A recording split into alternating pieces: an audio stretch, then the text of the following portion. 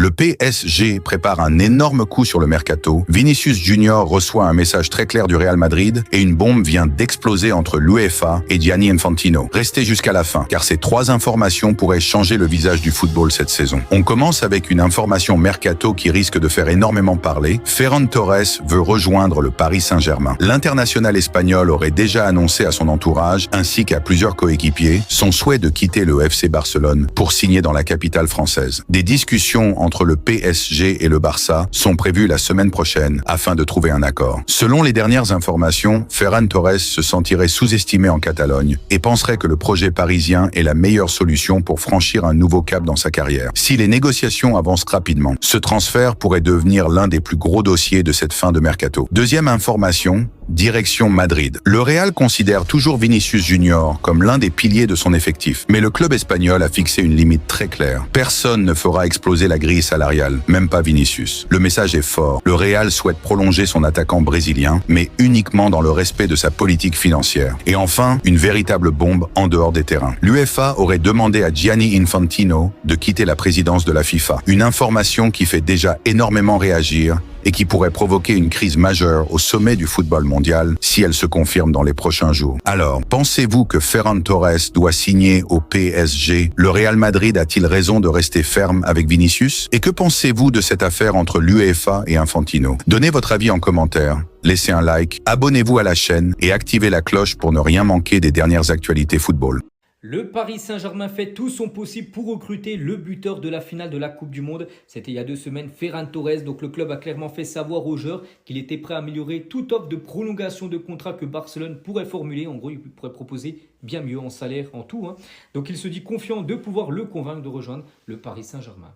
Toujours avec l'équipe parisienne, on va parler cette fois-ci de la situation de Magnès Cluj parce que Fabrizio Romano vient de le dire avec son Here We Go. Donc le jeune joueur de l'AS Monaco va signer là très prochainement du côté du PSG. Donc ça sera jusqu'en 2031, donc contrat de 5 ans, prix du transfert 50 millions d'euros. À noter que la semaine prochaine, donc normalement lundi, il devrait passer sa visite médicale et signer son contrat dans la foulée. Des nouvelles également concernant le jeune anglais Ethan Nwaneri que Arsenal avait prêté à l'Olympique de Marseille, donc de janvier jusqu'à juin. Donc Arsenal évalue Ethan Nwaneri à 35 millions d'euros. Donc Everton et l'AC Milan sont très intéressés par le milieu de 19 ans.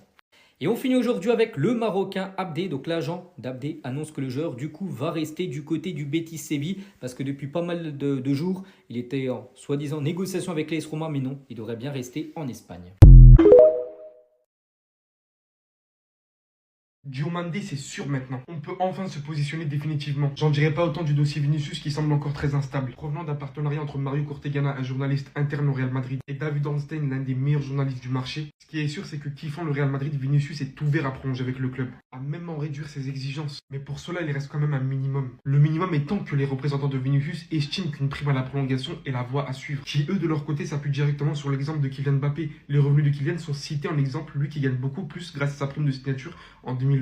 Ce que le Real Madrid n'accepte pas par crainte concernant un effet boule de neige qu'aurait cela sur les futures prolongations de joueurs. Par-dessus, le Real Madrid a une perception différente des choses, estimant qu'une prime à la signature pour un joueur déjà au Real Madrid devrait être inférieure à ce qu'on offrirait à un agent libre comme ils l'ont fait avec Kylian Mbappé. Et quand on y pense, en vrai, c'est logique. Tout cela donne qu'au final, même si l'entourage de Vinicius dément pour l'instant un potentiel accord avec Arsenal, et même si José Mourinho compte énormément sur lui et a eu de nombreuses discussions avec le joueur concernant son importance dans le projet, il est clair et net, Vinicius serait ouvert à rejoindre Arsenal si aucun accord n'est trouvé avec le Real Madrid prochainement. N'étant pas du tout pressé de son côté, car en janvier, il pourra conclure un accord gratuitement avec n'importe quel club qu'il le voudra. S'il fait ça, par contre, c'est vraiment une dinguerie. Et bien évidemment, Arsenal sera le premier club à être présent au cas où ça arrive. Mikel Arteta surkiffant Vinicius, ce qui a amené le club à multiplier les démarches en coulisses depuis des mois. Le directeur sportif d'Arsenal a multiplié les discussions avec l'entourage de Vinicius, estimant que celui-ci élèverait la marque d'Arsenal à de nouvelles hauteurs et pense qu'il serait le visage du club et peut-être de la première ligue, prêt à tout faire pour lui, à en faire l'étoile du projet et à revoir leur structure salariale pour signer celui-ci. Les propriétaires des Gunners ayant même déjà approuvé les chiffres pour un accord. Certaines figures clés du Real Madrid ne voulant pas prendre ce risque de le voir partir gratuitement sont ouverts à directement vendre le joueur cet été, bien que la décision finale reviendra à Pérez, lui qui a toujours été le plus grand supporter de Vinicius. Heureusement que d'autres choses avancent. On ne lui a pas fait assez confiance. Fabrizio Romano nous ayant dit ce matin, je maintiens mes informations, tout a été convenu pour Diomandé depuis presque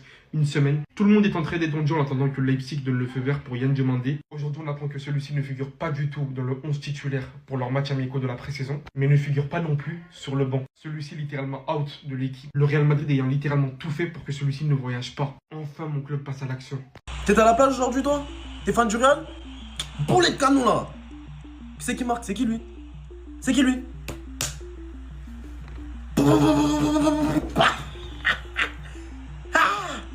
Hendrika. Real Madrid saison 26-27, c'est le premier shooter. Mais qu'est-ce qui monte là? C'est les cuissons? Ouais, c'est les cuissons, ouais. Pardonnez-moi, bonjour à tous. Pour ceux qui ne savaient pas, on vient de finir un match contre la Fiorentina qu'on a pas réussi à gagner. Mais je m'en fous. Parce que comme vous pouvez le voir à l'image, Inao, Camavinga, Hendrik, mes 3 joueurs préférés dans le football sur le même terrain. Un a marqué, deuxième a fait passe D et troisième a attiré l'attention. Futur club Real Madrid, Inao. Le terrain, il se baladait, il montrait sa technique tellement à un moment Hendrik il en avait marre, hein. Il a voulu le découper. Et même défensivement, laisse tomber les efforts. Et par humilité, pour l'amour du à la Madrid, il rendait le ballon. D'ailleurs, attendez, je vous ai pas montré la passe D de Kama parce qu'il fait un câlin au buteur que je ne connais même pas. Mais celui qui va checker, c'est son numéro 9, son buteur. Parce que regardez, le but part de Alexander Arnold qui trouve un espace dans l'intervalle puisque Camavinga se place entre les lignes. Il se retourne vite avec le ballon et il a le jeu face à lui. Vous voyez ici, Hendrik. Camavinga vient fixer.